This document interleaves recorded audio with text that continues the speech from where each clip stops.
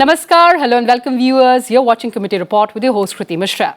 Today we'll take a closer look at the report of the Parliamentary Standing Committee on External Affairs on India and international law, including extradition treaties with foreign countries, asylum issues, international cybersecurity and issues of financial crimes. The Indian Constitution and international law have links dating back to the pre-independence era when India was a separate member of the League of Nations even during the times of the British rule. The Parliamentary Standing Committee recognizes the critical importance of safeguarding the country's interests in the varied streams of international law and notes with satisfaction that India is committed to multilateralism and enhancement of respect for international law. The committee, however, finds that India's capacity, expertise and involvement in the framing and further modification of international law in various spheres needs to be further fortified. And for deeper insights on the observations, recommendations of the committee and the action taken by the government, I'm joined by an illustrious panel of guests. Joining us in the studio, Mr. Suresh K. Goyal, former ambassador. Also joining us in the studio, Mr. Sumesh Goyal, former DGP, Himachal Pradesh. And joining us through virtual platform, Mr. Sujit Kumar, MP Rajya Sabha. He represents the BJD. I welcome all of you to Sansad TV and thank you so much for joining us. And Ambassador, let's begin the program with you. Now, India is a party to more than 160 treaties, international treaties in the field of space, law, maritime law, aviation. India also follows the principle of dualism as far as international law is concerned. So please help us understand India and international law. Your opening thoughts on that. Thank you very much, Kriti. Just like in any other system, whether national, international, or whichever system we choose, there are always laws which need to be followed to make the system strong, to make the system sustainable, and work properly. And whenever any member in the organization goes beyond the law or does not follow the law, there are problems, as we've seen, even in the modern world. Whenever a country has gone beyond the law, beyond the international law of sovereignty or protection of the territorial integrity, there are problems, wars. There are wars going on, there are wars, internal wars in other countries in Africa. So all that happens. Particularly, I think it's important for India that we should attach great importance and respect to international law. After all, we are the country, a firm believer in Vasudhaiva Kutumbakam. And if you want to treat the whole world as a family, just like in a family, every member has to follow certain system, they have to follow certain structures, so that you not only do not step on each other's toes, but you basically learn to live with each other. And that requires international law. At the same time, I would like to forewarn that as a country, as a sovereign country, with its own domestic systems and domestic concerns and requirements, not all international laws are of our making or are suitable for us. Therefore, the countries actually under the international system have a choice to follow certain laws or not to follow certain laws.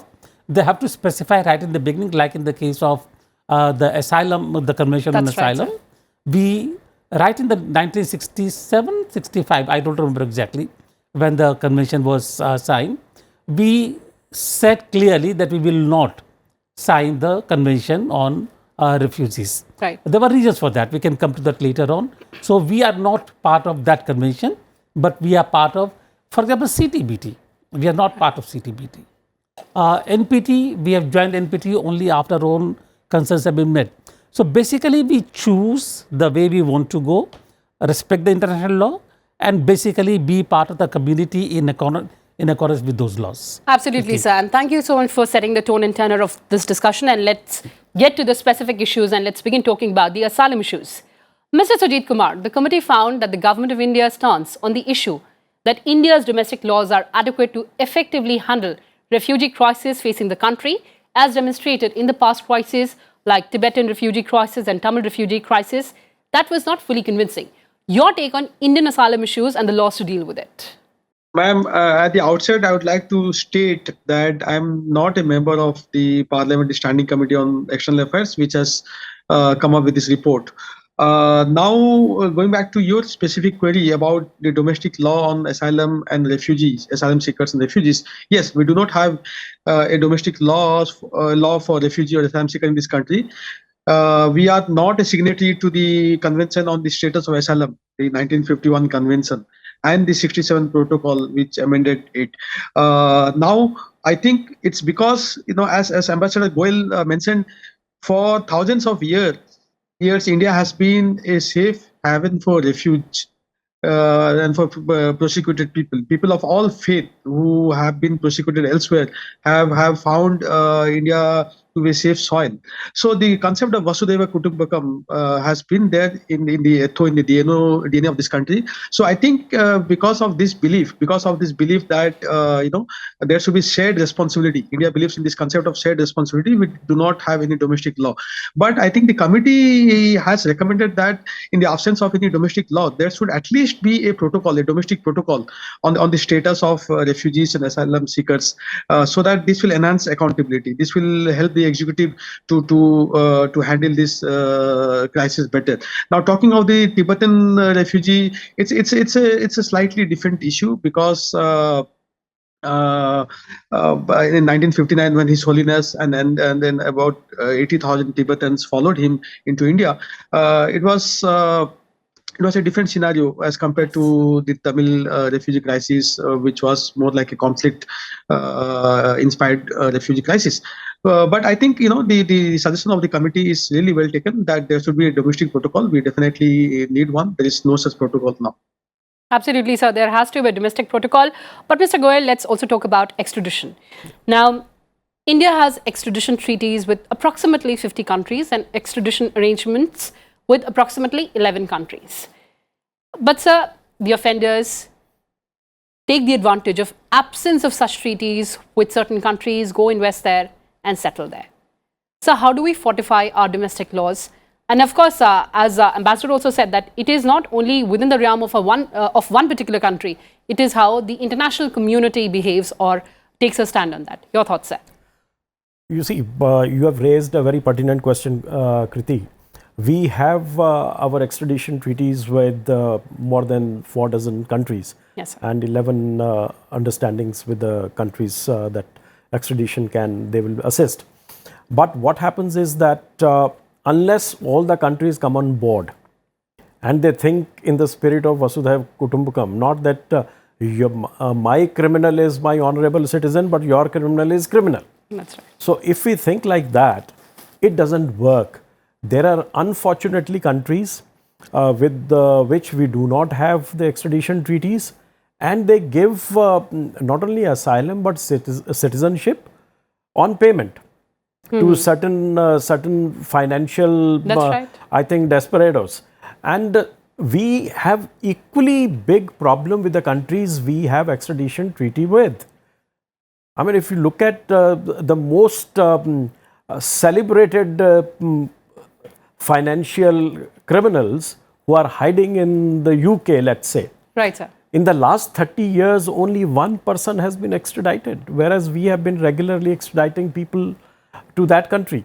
So these people not only hide behind the lack of availability of the extradition treaty, but also the local governments, local laws, local judicial processes to evade arrest and extradition for trial at home.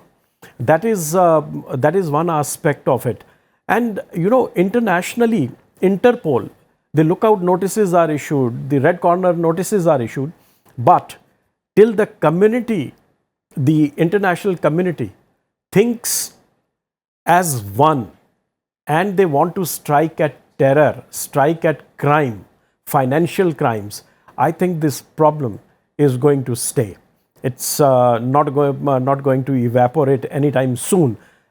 At the same time, we do need to have more extradition treaties with friendly countries or with all the countries in the world. Ambassador Goel, your thoughts, quick thoughts on that before I go to Member Parliament. My take is that extradition, asylum, these are not just basically issues of international law. These are all very, very strong political issues. That's right. There are several countries where we have the extradition treaty with, and yet we find it very difficult to get the criminals extradited from those countries. I will not like to give examples for leaving out what I actually may be politically sensitive, but it happens because the extradition is used as a political tool also. Just as an example, there are so many communities who advocated Khalistan. That's right. And where are they at the moment? But they are not being extradited. So number one, making the law more effective for implementation, that is more important. Number two, I think we need to be very careful of mutual obligations in that respect. After all, when we sign the treaty for extradition, it's a mutual treaty. It is not just, now we have Dalai Lama in India. Right. If China considers that Dalai Lama is a citizen of India, the Dalai Lama is a citizen of China, and if we have an extradition treaty with China, would they or would they not ask for extradition of Dalai Lama? Right. It's a thought. So these are very important issues, Very and of important course issues, but we cannot should be not rush looked it. in isolation. But we should not rush into them. Absolutely. There are Yes. several factors that decide such understanding between the countries. But let's also talk about financial crimes. Now, Mr. Sajid Kumar, the committee recommended having an international legal framework to tackle financial crimes, which are increasingly trans-border in nature. Now, India has several mechanisms in place for domestic coordination and cooperation at both the policy and operational levels to identify new and emerging trends and to formulate appropriate responses to tackle financial crisis or crimes. Do you think that we need newer laws, stricter laws? Because let's accept that in the international scenario, the way the financial crimes are committed, that is changing. See, as the world gets more and more interconnected, and as the Indian economy gets more and more integrated with the global economy, this is only bound to increase. So you are absolutely right that there is a need, and in fact, the committee has stressed on that it's imperative to have an international legal framework for financial crimes. In fact, India has been very vocal to have a regulatory mechanism to regulate the crypto assets and other blockchain assets. I think one of the first countries in the world to speak on this. Now, talking of the need to amend the domestic laws or to have more laws, I think the Fugitive Economic Offenders Act of 2018 certainly needs to be amended. As of now, the act allows only crimes where the quantum of crime is over 100 crore to be under this act. But I think that should be brought down. That should be brought down to 10 crores, because there are many crimes which are maybe small in terms of monetary value, but has huge repercussions on the financial health of the country and financial stability of the country. So that, I think, should be amended. And I think given India's expertise in the IT domain and in the cybersecurity domain, because these are all interrelated issues, cybersecurity and financial crimes, these are all Right. interrelated. And also, I think in this current year of G20 presidency, India should take the lead in ensuring that this global framework and architecture is in place, because most of these financial crimes, financial syndicates, they do have connections with the drug cartel or with the terrorism network. So yes, we definitely need to take the lead in ensuring a global framework. And also the 2018 Act, the Fugitive Economic Offenders Act, needs to be amended to enhance the punishment, to bring down the applicability of law to 10 crore. So I think these are some of the suggestions that the committee has made. Right, sir. Those are the important suggestions. But, sir, you also talked about cybersecurity. Let me take that to Ambassador Goel. Ambassador Goel, your assessment of India's role in designing the global architecture of cybersecurity. Now, cybersecurity is one issue which has acquired growing importance, particularly with the last one decade, after the expansion of the cyber structures, particularly because the system has become so huge and so pervasive that there are connections with different countries, and has become more complicated because the servers are located in the countries, the data servers, which are where we have no control by law on keeping them secure. They are governed by the local laws. So I think the cyber security, which is linked to financial security, financial instruments, international terrorism, cyber space can be hacked to cause an act of terrorism, civil aviation, financials, etc. I think there we need, I would say we need two things. I remember the example, in fact, I was in the United Nations when we started talking about the convention on CCIT, and it didn't get through basically because nobody understood, or they understood what actually international terrorism is, but they couldn't let it go forward because they wanted to define international terrorism, and that never took place. I think in the case of cyber security, again, we need to have a very strong international convention, number one. Right. And number two, for implementation, we need to have an agency just like Interpol. Or maybe Interpol can also work on execution or implementation of cyber security. We need to have a central agency, international agency, which can work effectively on implementation of such a convention. These two things are a must. All right, Mr. Goyal, as Ambassador Goyal says that we need to have an international agency as far as we've seen Interpol in preventing and preempting cyber attacks, which are certainly trans-border in nature these days. Sir, your thoughts on having such an international agency and efficacy of it? Yeah, you definitely need an international agency for cybercrime. And at the local level, at the national level also, we need to have an agency because cybercrime is space agnostic. Yes. You can be in any continent, any city, any nook and corner of the world and commit crime anywhere else. So that is the kind of reach. The second issue is the data localization. Right. Because of that, investigation gets hampered. That's right. The third is the root servers are not located in the country. So these are some of the issues.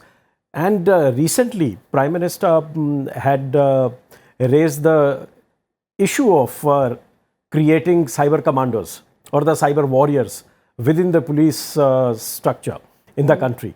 I think that's very important. We need to pay specific attention to it because the jurisdiction of crime has taken place in state A, but criminal is sitting in state B. How do they coordinate? There needs to be a central agency within the country. That central agency should be coordinating with an international agency if we really mean to address this. Because dark web is also a major problem. When we talk of the financial problem, financial crime is totally linked with the cyber crime. True. Be it hawala, be it any other form of legit or illegit transaction. It goes on the wire.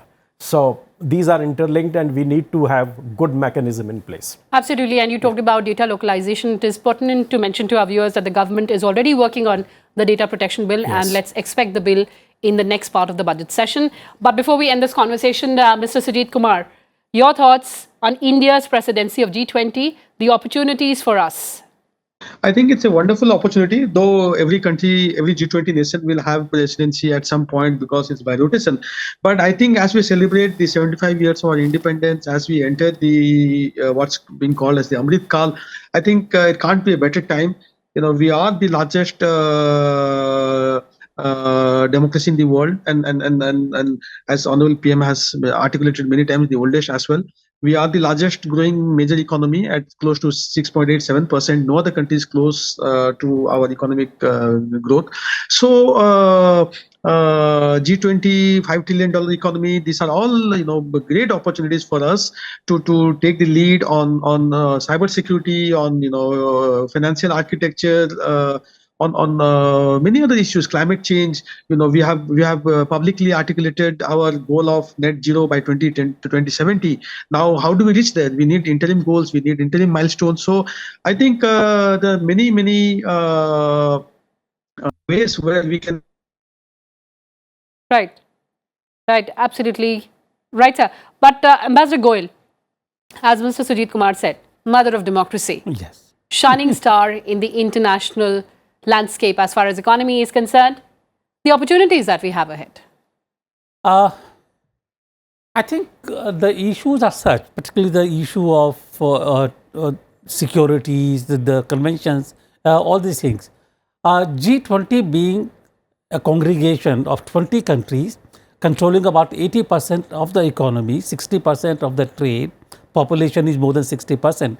In that sense, G20 is the real microcosm of the world. Right. And where the UN cannot really take action because of the large number of people, the fractures between the UN, with the UN, G20, I think, can certainly provide a direction in which we need to go. And from that point of view, even if G20 cannot form a convention, G20 can nudge the world into taking a direction. And that's a role which we can perform very credibly. Absolutely. Mr. Goyal, your closing remarks. Well, the possibility of reaching out to one world, one earth, one future Right. I think with Vasudhaiva Kutumbakam as the backbone of our thought, India is poised to provide direction and leadership in that. And of course, we've been talking about Vasudhaiva Kutumbakam, one earth, one world, and one future, which is the shared responsibility of all the nations. On that note, thank you so much for joining us, Mr. Sujit Kumar, Ambassador Goyal, and Mr. Goyal. Well, viewers, that's all we had for you in this edition. Thanks for watching and stay tuned to Sunset TV. Goodbye for now from my side.